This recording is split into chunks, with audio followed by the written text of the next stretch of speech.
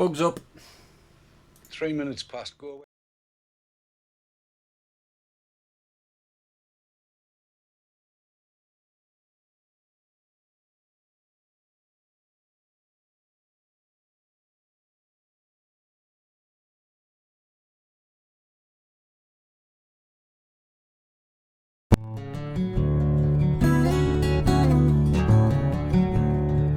Cloud9 Vaping, sponsors of Dave's Tacklebox. And good evening. Welcome to Dave's Tacklebox. It is Sunday, the 27th of April 2014, and it's 9 o'clock. On tonight's show, we're going to be looking at a couple of interesting things that have made the news concerning electronic cigarettes this week, including some discussion on what on earth the FDA are up to. And also the WHO, and there's some other bits and bobs as we go along as well. And we'll do all that straight after these titles.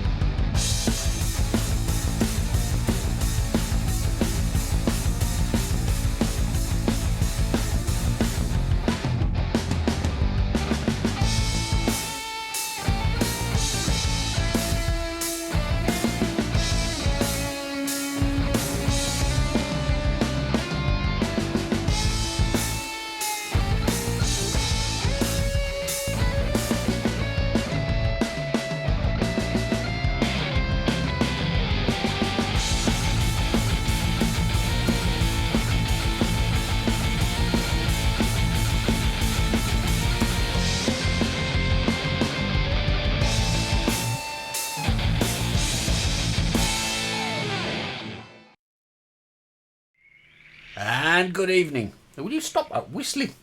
What is that? I'm enjoying myself. What is it? It's me TNS on top of me Poldiac as a hybrid. You can at least put another hole in it so you can get a different note, play a tune or something on it. I was playing a tune on Thursday night. There's no wrong with it. Leave us alone. Right. It's kicking terrible vapour out. I mean, shocking how poor it is. If you're watching this on catch-up, we weren't late starting at all. Oh no, everything was fine, wasn't it, Dave? We were bang on time. We were. I don't know what those people in chat are moaning about, frankly. Although somebody suggested they might get a refund on their subscriptions. That's fair enough. Yeah, we're proposing a 35% refund on your subscription. In fact, sod it, Dave. Let's be benevolent. Let's double it. 70% refund on your subscription to vaportrails.tv. There you go. We can't say fairer than that. What's 70% of zero, Dave? Oh! Okay, so a lot has happened this week, and I must admit I've been playing catch up with it over the last couple of days. But the FDA have opened their collective gobs, haven't they? Just a bit.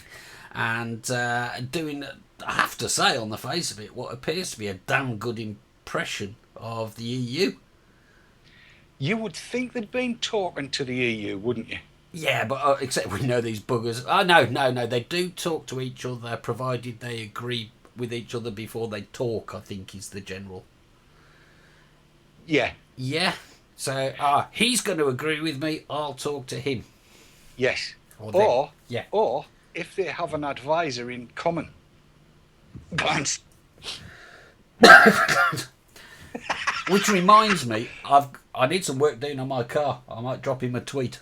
There's a good idea. Actually, I wouldn't trust him because your suspension will drop off. Yeah. Right, okay, so what are we talking about? We're talking about a document which it sort of appeared in a fanfare, didn't it, on Thursday, I think it was. Yes. It's something about a deeming something or other, wasn't it? I've got it on screen here, I'll flash it up. Here we go. So this is the FDA, the Federal Drug Administration. Food and Drug Food and Administration. Drug Administration. I do apologise. Not everything over there is federal. They don't know what they are either. Does it matter? Is the other question you've got to ask yourself. And this is basically their long-awaited, heavily leaked view of the world and how it should relate to electronic cigarettes in it. As endorsed by DaveK, yes. And I've got this Word document here that's got it in, and there's 241 pages of it. So needless to say, I'm not going to bloody read it all out, because this is only an hour show. So, Dave, you read it. I know you read it, because on Thursday you said, oh, God, I suppose I've got to read this. And then some hours later you came back and said, I read it. So I did what I often do. I waited for everybody else to read it and then went looking for the headlines. But as you put so much effort into it, I should at very least give you the opportunity to tell me what you found in it. I found it was very, very repetitive. 241-page document's got to be repetitive, hasn't it? Well, yes, I know, but this was like where nature's forgotten paddock with cotton, only it wasn't cotton, it was shite mostly. There's 4 or 5 kind of major headlines in it and a few bits of subterfuge. Bottom line on it is, effectively, if things don't get the American version of a marketing authorization, and that's pretty much all-inclusive, then it's banned. And being the States, we thought we were badly done to with what we might have had with Medregs in the UK.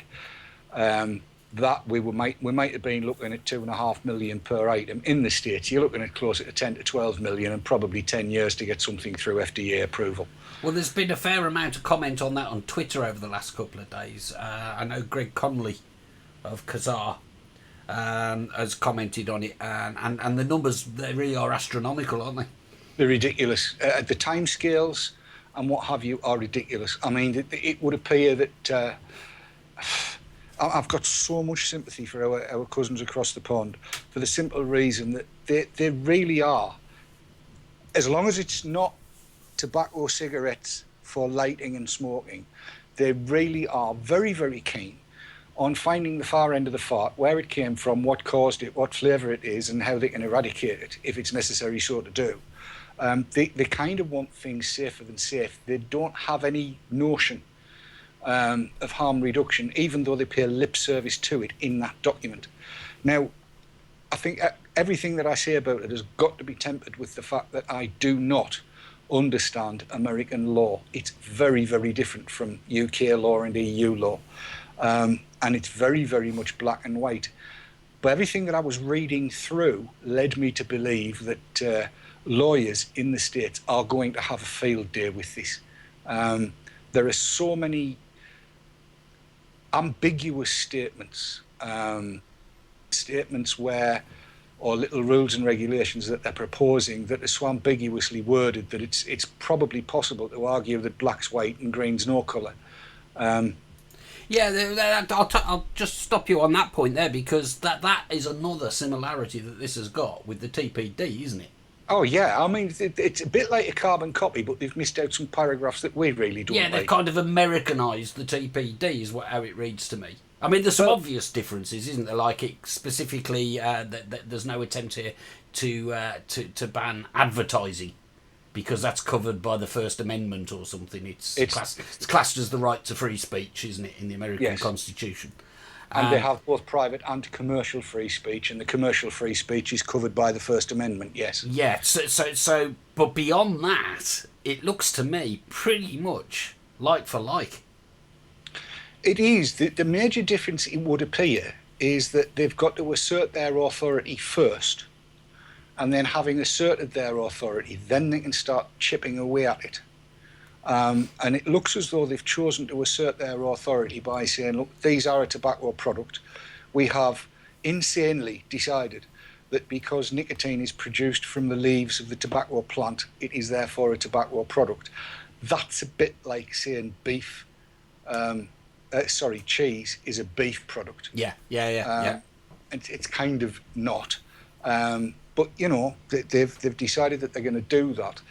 That asserts their authority, and then after that they can start chipping away at everything else. And I see one of the senators over there has decided that he wants flavours banned outright straight away, because so it's kind of like a framework, you think, that they've put in place, and now that if they choose to, they can go after the finer details. They've got little locations throughout it where they can slot more legislation in to achieve whatever it is they feel they want to achieve, aided and abetted, no doubt, by the likes of Stanton Glantz and Prue Talbot and a fair few others of that ilk. There's been a great outcry against it. Michael Siegel's gone hell for leather against it and reckons it's completely wrong.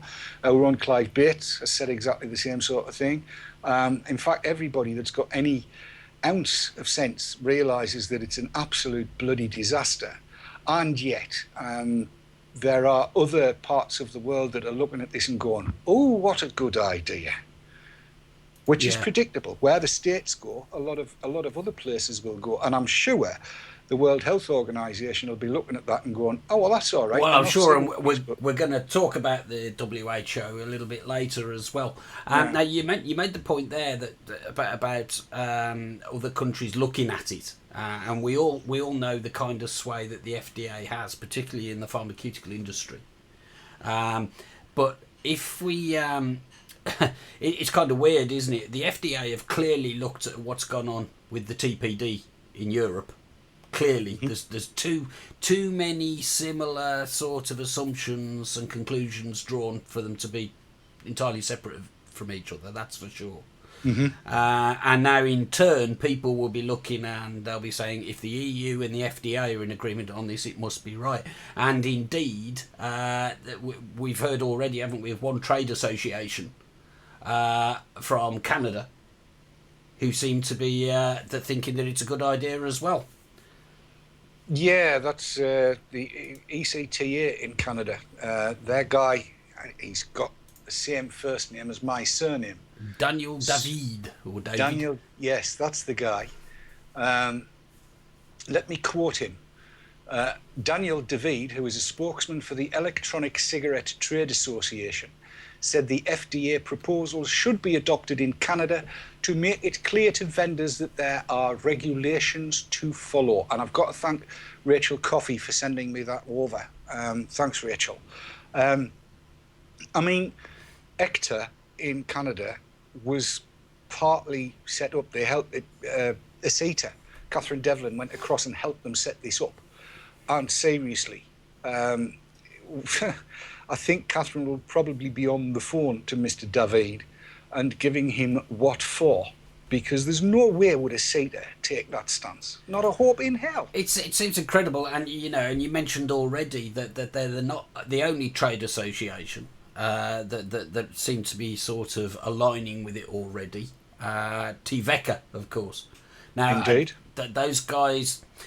We know enough about how the political processes work to know that just because we know they're a bunch of clowns and don't represent us, they can still be quoted, can't they, by the officials within the authorities can say, well, DaveK are supporting us. Yes, and enjoy. Exactly. So, it is dangerous when trade associations come out, but is that something to do with the fact that the situation in Canada at the moment is already pretty dire, isn't it? Could they be viewing it as the lesser of two evils or something?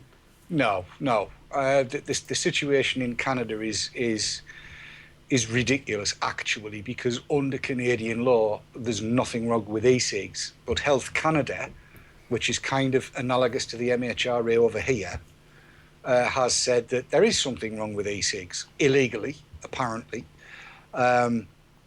We were talking about this on Friday night with Clive Bates and Konstantinos Farsalinos. I was on a show with those two eminent luminaries. They were the holy duality, and I was the devilish that made up the Trinity. And they've got a terrible situation over there. I mean, we were mostly talking about World Health Organization, but you've kind of got governmental departments or governmental organisations that are actually acting out with the law. at least the FDA has acknowledged that they can't act out with USA law. And in fact, they're leaning on the law that's already been passed in order not to move the grandfathering date, for instance, which is ridiculous when it comes to e-cigs. It's February 25th, 2007. And the question that has to be asked is, what was on the market in February 2007? And do we have enough people that are willing to go to court and say, look, the technology that's currently in use today is identical to the technology that was in use then? Because these are not cigarettes. Yeah, and it's something that you know that and I know that.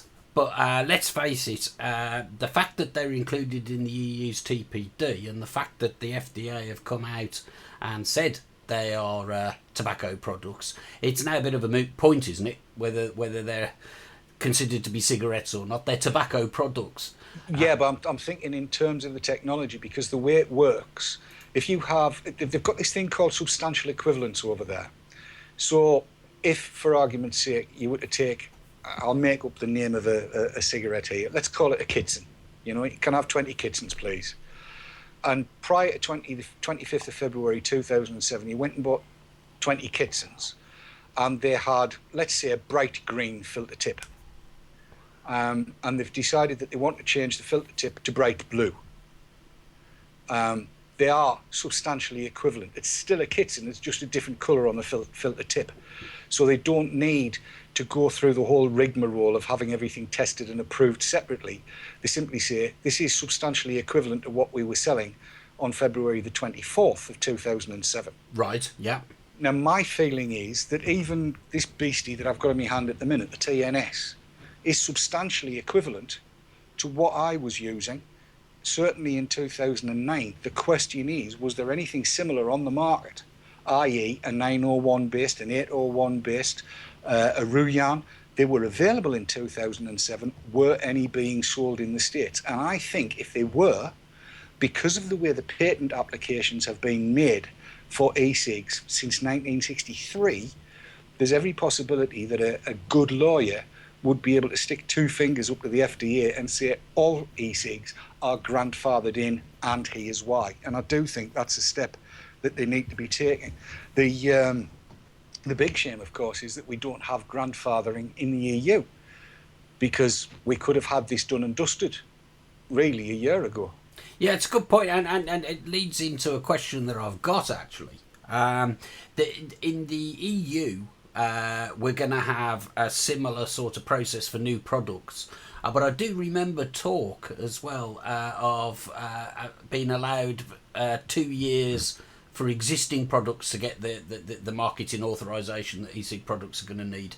So it does sound pretty similar again, doesn't it? Yes, I mean, they've taken the same timescales. However, Bonnie Herzog at Wells Fargo, who seems to be keeping her finger on the pulse of all of this and is introducing new nomenclature, probably even as we speak, seems to think that it could take years, probably more than 2 years, because of the number of lawsuits that are likely to be launched at the FDA and the American legislature, whichever way you want to call it. And the question is, where are they going to come from? There are some bloody big vendors in the States. There are some huge vendors in the States that have got very, very profitable organisations and have the money to be able to do this. And I do think that they need to be looking at this and working out how best they can battle it. And I know Greg Conley and Jeff Stiers, between them, are looking at ways of sorting this out. And really, everybody needs to be tuned into those two. They are acknowledged experts. I'll bet they are. And we'll take a break now. As soon as we come back, we'll have a look at some of the reaction, including that from CASAA, to what came out on Thursday. So we'll be back in a couple of minutes.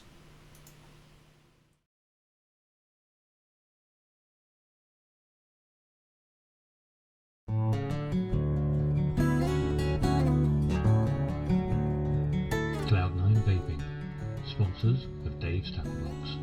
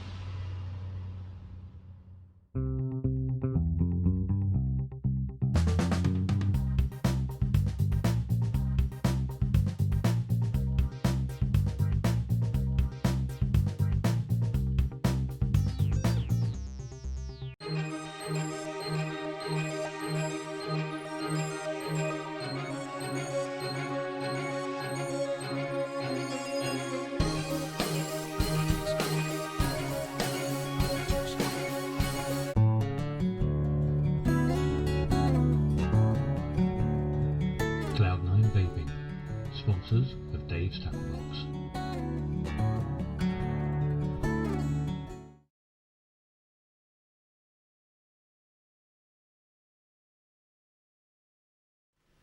And welcome back. Okay, so we were just talking there about this deeming legislation that the FDA have published. And obviously there's been some reaction from around the place, hasn't there, Dave? I'm going to pick one of them out, and this is from the CASAA website. If you're not familiar with CASAA, that is the Consumer Advocates of Smoke-Free Alternatives Association, I believe. It's something like that. But CASAA is an organisation that's been around in vaping longer than I've been anyway. And they have some cracking people, including Greg Conley, who are, whenever there's a battle to be fought, they're there. I particularly like them. They do these calls to action. You've seen those happening, Dave, yeah? I have, yes. So when a particular state or county is trying to sort of ban e-cigs and stuff, they put out these calls to action, and they turn up and fight the corner, don't they? They do. They're very proactive and travel all over the country, appearing at all these county hearings and state hearings and stuff like that, which is all good. And they've got a good team of people looking at stuff that comes out as quickly as they possibly can, formulating steps of action that need to be taken. I've got a great deal of time for them. Proper joined up organisation, a CASAA. Yes. But let's look at this particular piece. This is a kind of rebuttal, really, of the FDA 240-page document. I'm glad to say that CASAA have managed to condense it into something much more readable. So when it comes to plain English, CASAA 1, FDA 0. I'll just read you the opening paragraph, and then we'll go through the sort of key points that they've pulled out. It starts off with a paragraph. It's called their assessment of the FDA deeming regulation, and this was published on April the 25th, Friday, the day after the FDA document. So yesterday's FDA draft deeming regulation regarding e-cigarettes, other smoke-free alternatives and other products is not as bad on its face as it might have been. However, a full review in the context of background knowledge and institutional analysis reveals that the proposed regulation is inappropriate, ill-founded and potentially devastating for consumers. It's definitely that. Well, yeah, and I mean that sums it up pretty well, doesn't it? Let's go through though and look at the points that they've actually sort of highlighted. And the first one is saying the proposed regulation of non-combustible tobacco products, particularly including e-cigarettes, does almost nothing to address any real problems. And there was a cracking line in here. Which I think you could be talking about the FDA approach, you could be talking about the TPD, and the line is, with the exception of ingredient labelling requirements which benefit consumers and bans on sales to minors, which they also support, this appears to be a classic case of a solution in search of a problem. Yes. Dave? Well, it isn't even a solution. In actual fact, what they're doing is that they are making e-cigs part of the problem. The problem, as those in tobacco control would have us believe, is smoking lit tobacco. And by the FDA coming up with this deeming regulation, and to explain, because somebody in chat did say, what does deeming mean? It's an English term that's being used quite inappropriately here. Pretty much, yeah. It's if basically something that isn't something else can be deemed to be something else if it suits somebody's purpose. And that's exactly what they're doing here. They're saying, look, we know e-cigs aren't a tobacco product, but we deem them to be a tobacco product for the purpose of what we want to achieve. That is the bottom line. Unfortunately, that was aided and abetted 2-3 years ago when the American courts took the view that no, e-cigs weren't a drug delivery device. They were, in fact, a tobacco product, and they didn't see fit to go the third way, because that's all that exists. So they've got to deem it to be one thing or the other. They know the courts won't deem it to be a drug delivery device, so they're deeming e-cigs and e-juice to be a tobacco product. And that's where all the brown sticky stuff hits the worry thing. Really, that's where it all goes wrong, because they don't appear, none of them, neither the EU nor America nor the World Health Organization, appears to have the wit to understand that these things are neither a medicine nor a tobacco product. They are something else entirely. Exactly. They are a recreational drug delivery system for a drug that causes nobody any harm when used the proper way. Exactly. And you know, it's easy to let them off the hook and say that there isn't a pigeonhole to put it in, this third pigeonhole, but they manage with things like alcohol. But, you know, let's not go there. Let's carry on. That's point number one. Point number two was there is no recognition of consumer interests. Just to give you a little flavour, it says the consumers are the primary stakeholders in this process, yet FDA displays an utter disregard for their interests. Again, Dave, that's like deja vu from the TPD process, isn't it?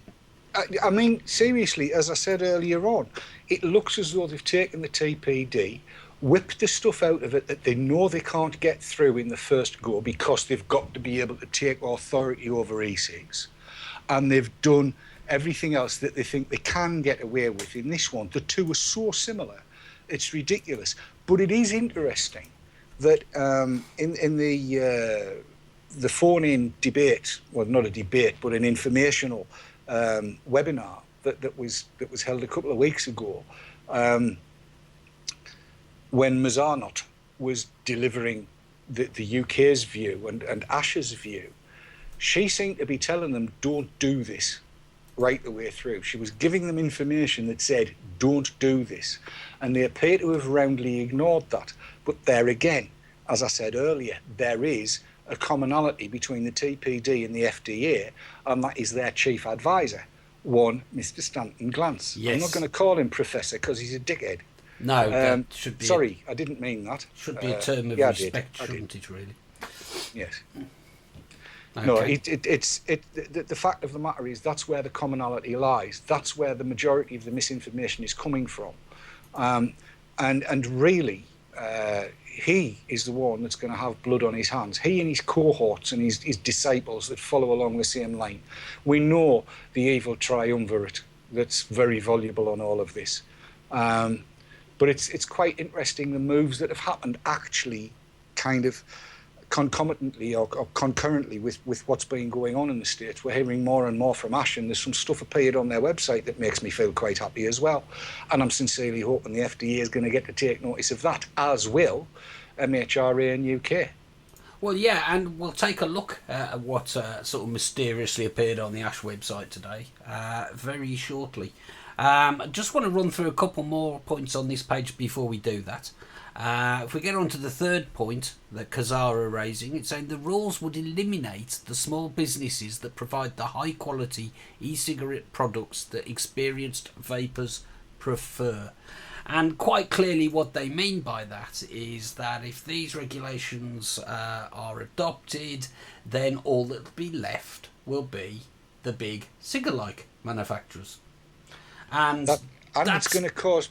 I'm sorry to dive in here, Dave, but it's going to cause panic. I've got to say, somebody's just posted in chat that a brass billet box on eBay, people must be panicking already because a brass billet box mod has gone for 820 quid. Was it quid or dollars? I'll have to scroll back up and see. It doesn't matter whether it's dollars or pounds. That's insane. It's pounds.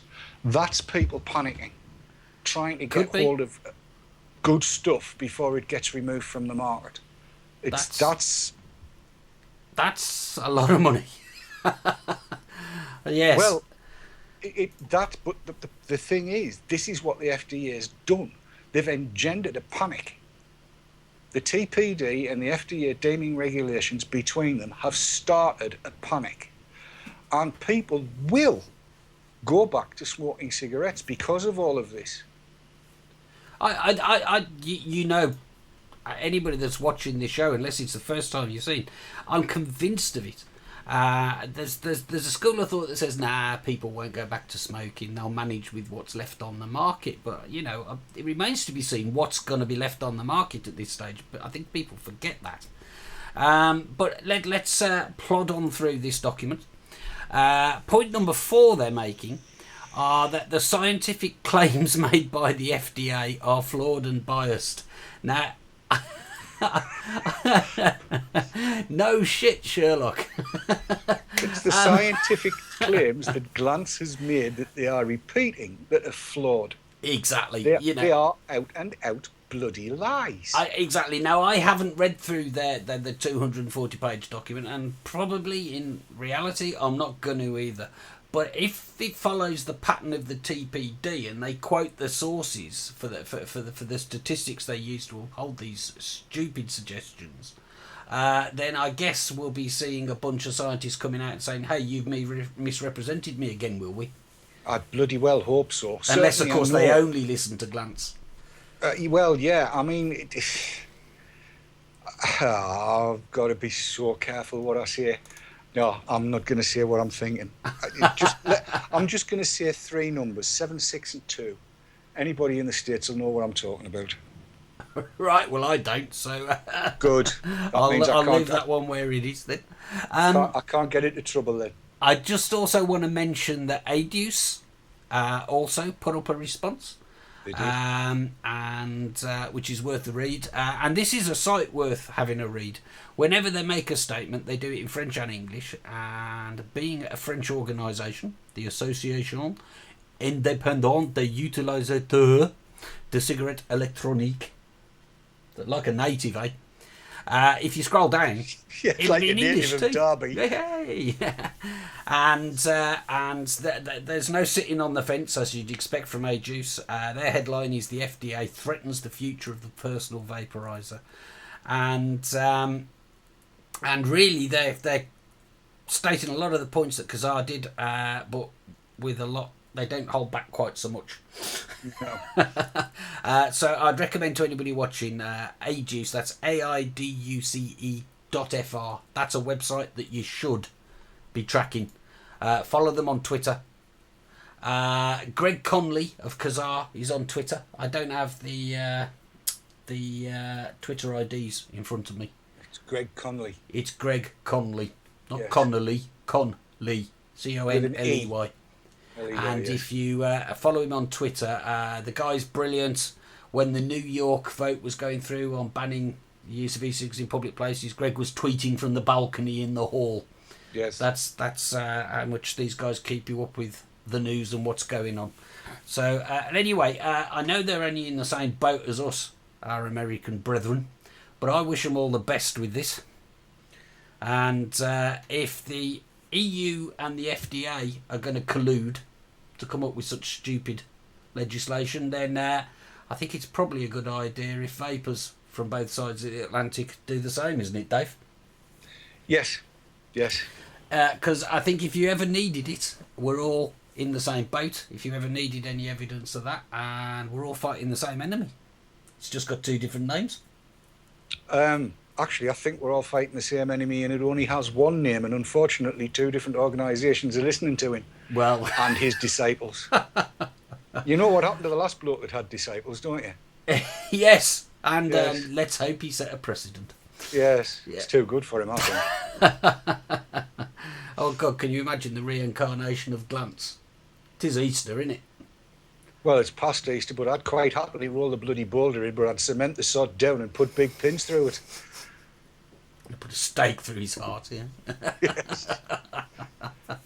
Okay, right. Well, you made reference there, Dave, to something that appeared on the Ash website earlier today, which is definitely worth a look, isn't it? I think so. Let's get it up on the screen here. This is on the Ash website, ash.org.uk. and we can pop a link into chat, or in fact I can do that now, and I'm sure we can put it in the description later. I'll just pop it into the chat room for anybody that's interested now.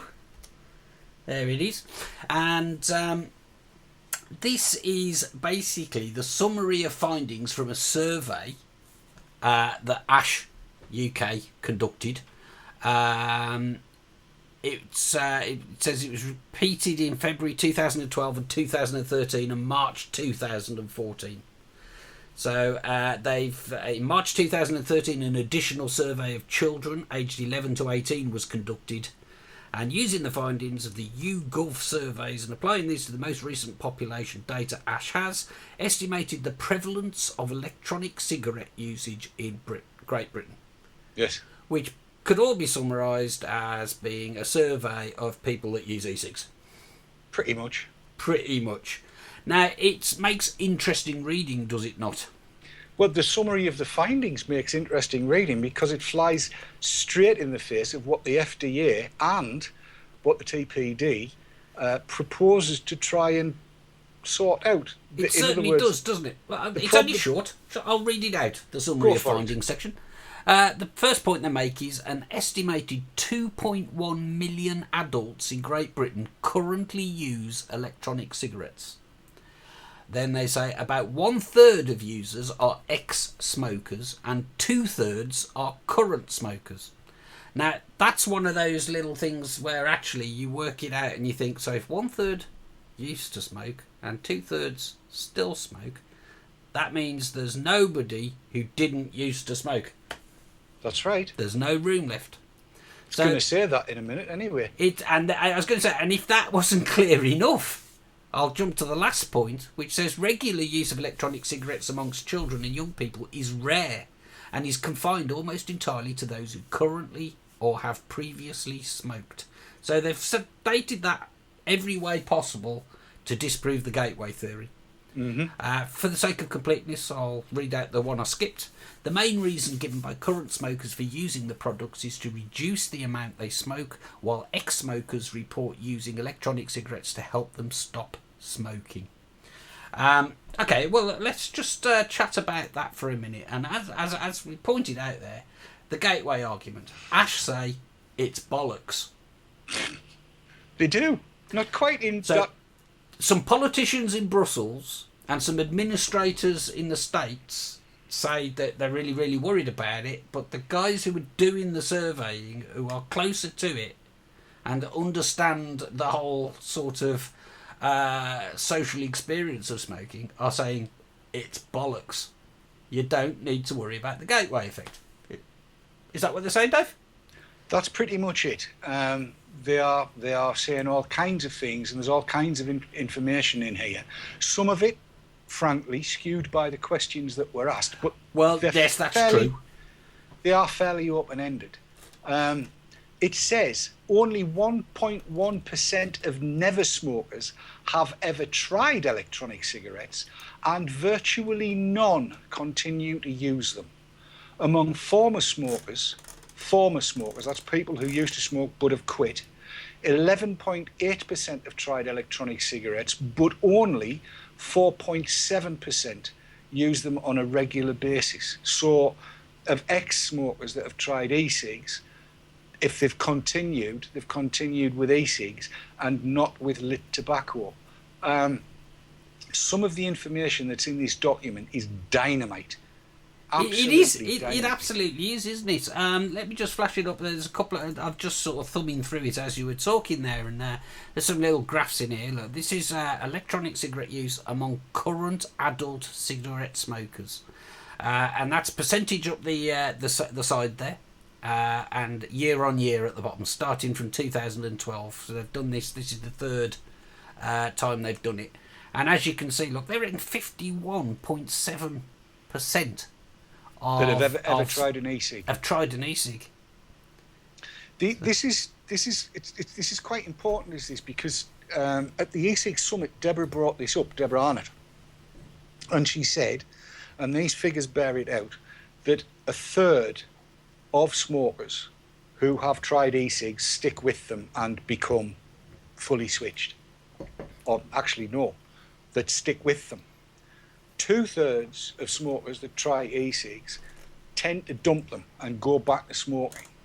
And a little bit further down, you kind of find out why, because it gives you the proportions of people that are using cigalikes versus people that are using proper, what we are now calling vapor tanks, thanks to Bonnie Herzog. Yeah, we can get that up on the screen there, Dave. It's page 3, I think, at the bottom end.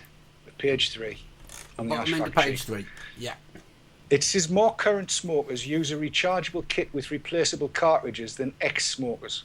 So that's 49% of current smokers use a rechargeable kit with replaceable cartridges. Ex-smokers tend not to use that. Now, ex-smokers means people that have completely switched. Current smokers are also more likely to use a disposable brand than ex-smokers. That's 11% compared to 3%. Ex-smokers, people that are fully switched, favour a rechargeable product with a reservoir or tank. 53% compared to only 35% of current smokers. And it is obvious that the stuff that makes people want to use it full time rather than using fags is the kind of stuff you were using, the kind of stuff I'm using, and the kind of stuff I reckon 100% of chat will be using. I.e. At least 100%. At least 100% of chat, if not more. And probably a lot of people watching this as well. The fact of the matter is, the kind of stuff the TPD seeks to outlaw, the kind of stuff that, well, the kind of stuff that the FDA deeming regulations would put out of the financial reach of the vendors to get approved is exactly the kind of stuff that's most effective at doing what the World Health Organization is seeking to do, which is eradicating the smoking of lit tobacco. I can't help feeling that somewhere they've got all this arse about face. They've made a proper pig's dinner of all of this. They really have. They really have, haven't they? And I just, this ash study, we need to shove it down a few people's throats, don't we? That for starters, yeah. And starting with your MPs, I would think. Absolutely right. I think every MP needs to be sent a copy of this, and it needs to be followed up by a meeting. Every MEP, well, it's a waste of time talking to the MEPs at the moment because they're not listening to anything. They'll just nod at the moment, won't they? Yeah, exactly. Just to get your vote. I mean, the bottom line on it is this is dynamite information, and it says explicitly where we are, and the evidence is there. It's explicit within that document that what we've been seeing for the last 3 years and more is absolutely bang on right. That if you really, really want to get people to switch, then the best way of doing it is giving them the best kit available. And when you take that alongside Dr. Farsalinos' latest study, to me, it's undeniable. It's just completely undeniable. Yeah, and I'm just going to round that little discussion off with this bit here. And this is there's lots of graphs and it's a pretty well presented document. And there's a section here on electronic cigarette use among children, because I know that's of concern to some people. And what you can see there is the light blue shaded areas aged from 11 to 18 across the bottom as you go from left to right across the page. Yeah.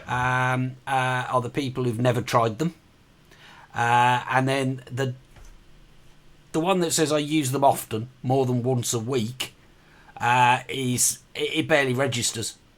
You can't see it on this scale.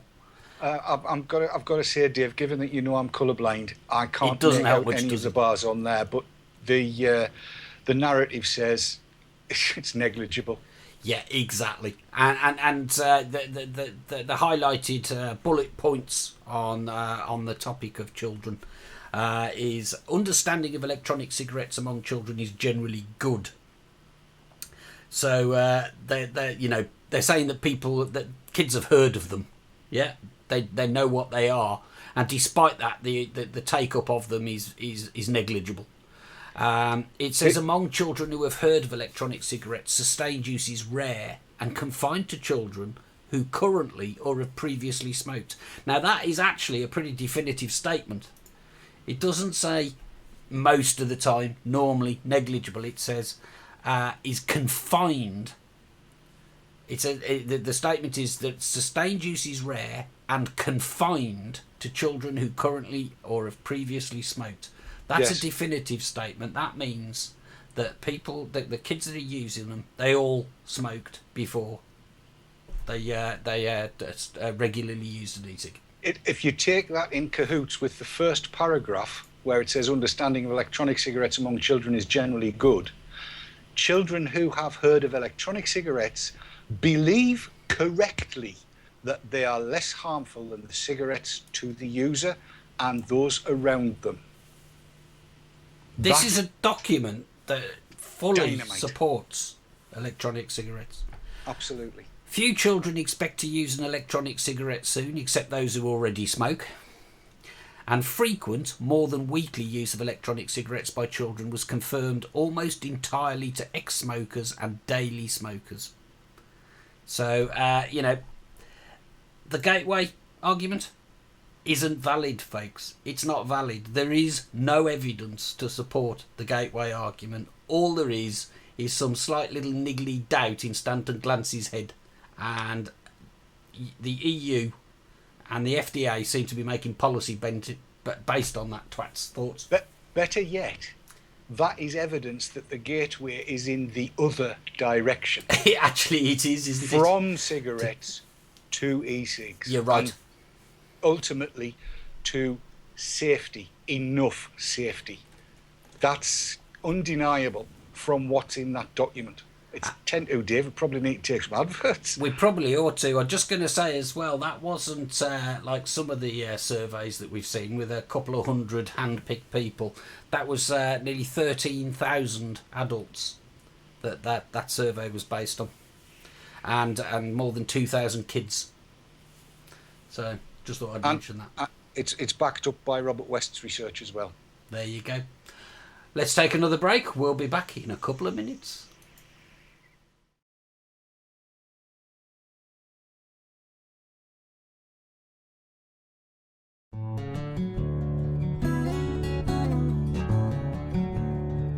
Cloud9 Vaping, sponsors of Dave's Tacklebox.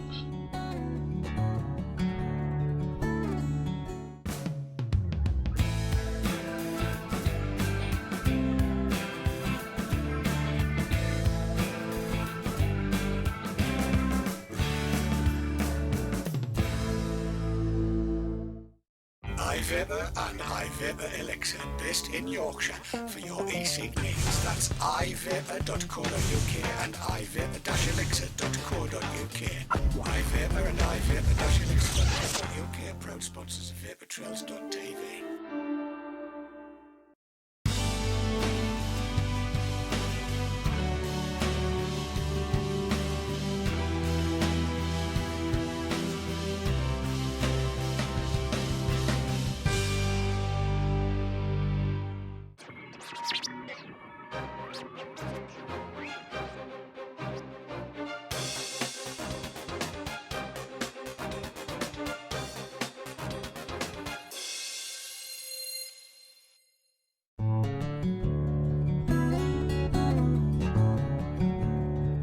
Cloud9 Vaping, sponsors of Dave's Tacklebox.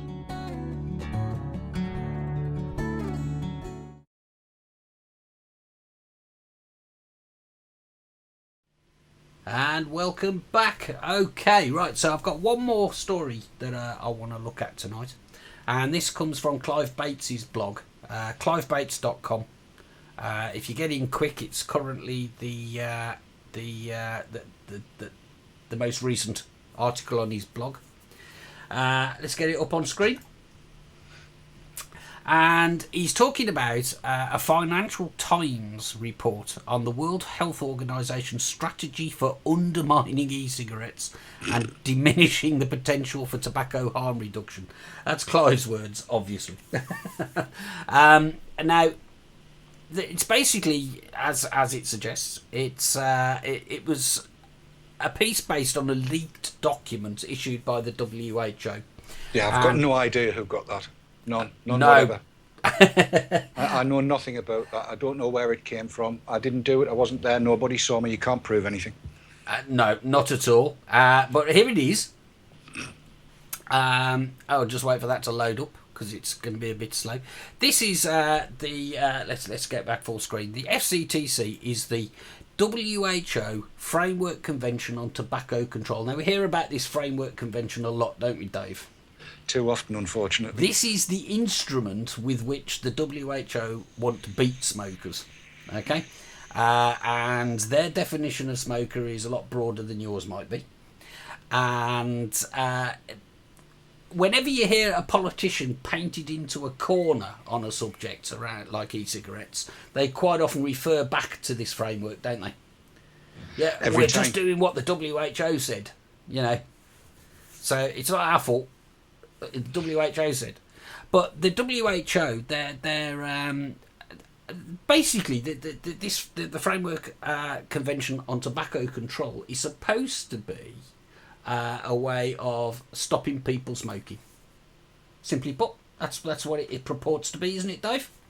On the face of it, yes. On the face of it, yeah. They refer to smoking as an epidemic, which kind of gives you the impression that you can catch being a smoker. Don't touch a filthy smoker or you'll catch being a smoker. That's the intention of their language, I think. And their ultimate aim, as they have published, is an end game where the use of lit tobacco around the world is eradicated once and for all. Yes, but on the face of it, they're trying to stop people smoking. That's what it boils down to. Right, so that document I just flashed up anyway, and it's really quite boring in a lot of aspects. It's the minutes of a meeting that took place, a WHO meeting that took place in Geneva last November 2013. But it's got like a quote in it. Because they're talking about ENDS, remember electronic nicotine delivery systems? When e-cigs were called ENDS at the beginning of the TPD process. Mm-hmm. And they also call them SLTs, smokeless tobacco, apparently. And there is actually a quote that in those minutes that Clive pulled out, and I'm struggling to find it now, and I really don't want to misquote him. Where is it? Which is the bit you're looking for, Dave? I'm looking for the bit where they state their intention. Oh, you mean health promotion is the process of enabling people to increase control over and to improve their health? No, and I can't find it. Yes, here we go. No, I've thought I've found it, but I haven't. Hang on, I will find it. There's a quote in here that basically says that emphasises and states their intention to stamp out e-cigs. Oh, that's the threat. And so the bit about prevention. Yeah, I'm really struggling to find it now. Oh, this is annoying, because I did have all this lined up. I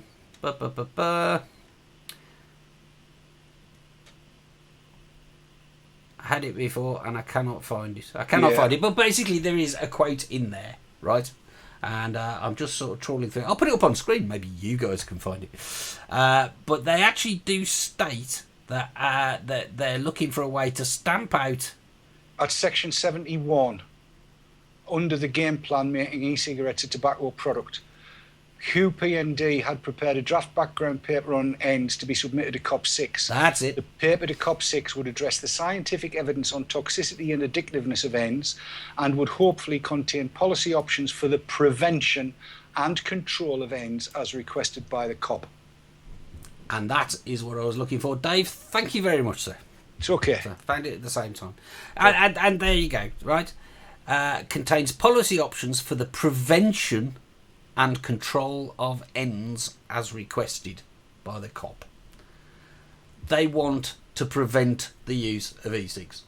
There it is. To use Clive's words, so there we have it. The problem is toxicity and addictiveness, and the solution is prevention and control. So if anybody ever had any doubt about the WHO's motives, they want to prevent what they call ENDS, what we call e-cigs. Yep. And I'm not really sure what you can add to that, other than to say that's despicable. Who gains from that? Big Pharma. Got to be, hasn't it? The only people that gain from it. The World Health Organization has the ultimate goal of eradicating the tobacco companies. The tobacco companies are now buying into e-cigs, and they just do not wish to see the tobacco companies there. In other documents from the World Health Organization, they talk about punitive measures against tobacco companies. The tobacco companies should be punished for the evil that they have done in the past. Even Glance doesn't go that far. Glance has said in public, on record, that if every tobacco company, cigarette company throughout the world switched all of its production to e-cigs, ENDS, as he called them in that particular one, he would be quite a happy man. That, I think, says it all. Yeah, it does really, doesn't it? It does. So, I mean, in summary then, they're lined up against us at the moment, aren't they, Dave? Yes, they are. And we need to be influencing the influencers. We need to be influencing the people that are going to be sat there. And that's why on Thursday night I was so happy to be able to have John Diver of the New Nicotine Alliance UK on the show. Because that's a good weapon in our armoury. It really is, and I hope to see many more of similar organisations springing up worldwide. Excellent. Now, let's mention Basel. What's going on in Basel next week? It's week after next. It's the 7th, 8th and 9th. Yeah. I shall be in Switzerland. Which is close to Geneva, apparently. You never know what might come out of that. You never just know. You're not that close to Geneva, trust me. Basel's a nice place. And really? As I say, I shall come and see you in Basel as well. That'll be cool. No, I'm going to the International Harm Reduction Association conference. I'm speaking on e-cigs. Our particular section will be introduced by Professor Jerry Stimson. And then there is a doctor with whom I'm not familiar who will be speaking, one assumes positively, on e-cigs. And then, yes, Dak Sprengel takes the stage on behalf of Tveka, I assume, and I finish the session off. And at this moment in time, I don't quite know what I'm going to have to say about e-cigs, although it's fairly obvious what my opinions are. And certainly this new I'm betting you'll be fairly pro. I think so. I think on balance I'm likely to be pro. But there may be a need for me to ameliorate certain statements that get made by other speakers. I will go no further than that, but I think you know what I mean, Dave. So I'm going across there and getting on my hind legs and giving that everything I've got, really, both barrels and any more that I can take with me. Because what we have to do now is influence the influencers. We have got to win the hearts and minds of people in public health and get them round to our way of thinking. So that's basically my aim for that. And obviously there'll be a lot of opportunity to talk to people over there and try and drum up a bit of support. I shall take a dodo box with me and many sheets of signing up papers. That's a good idea. Take a dodo box.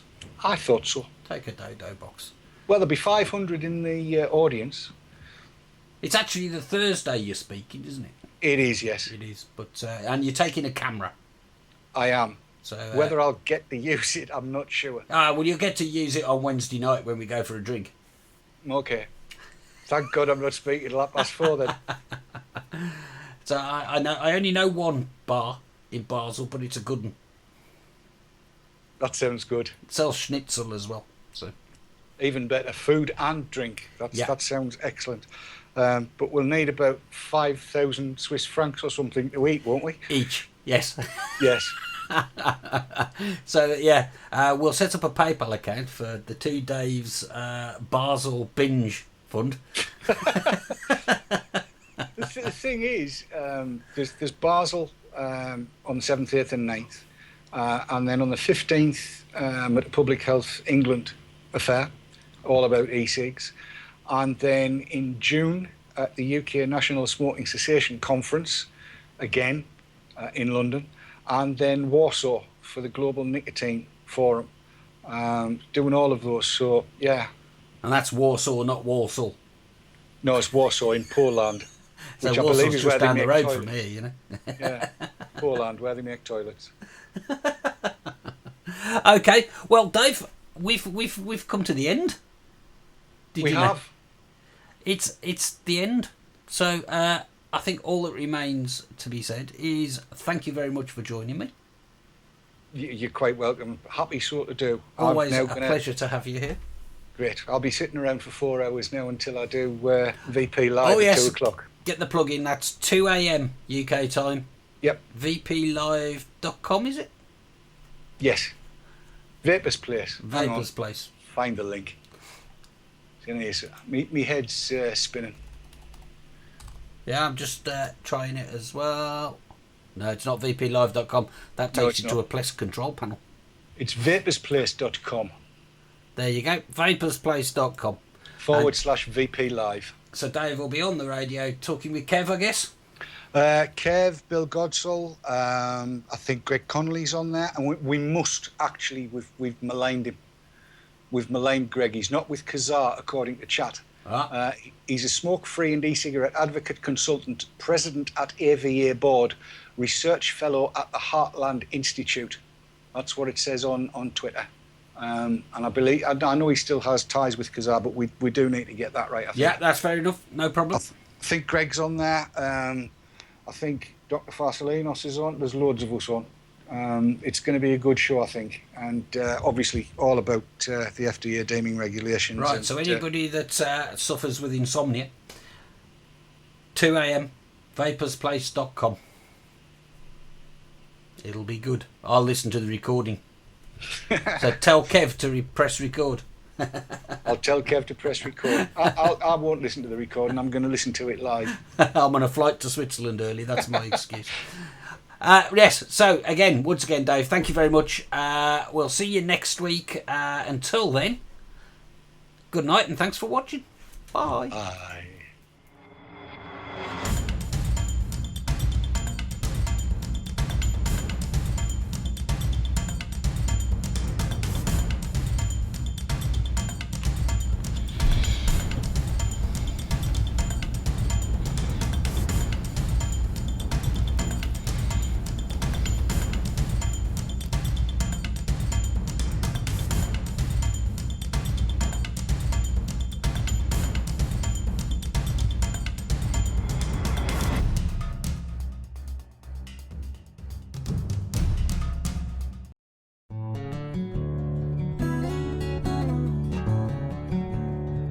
Cloud9 Vaping, sponsors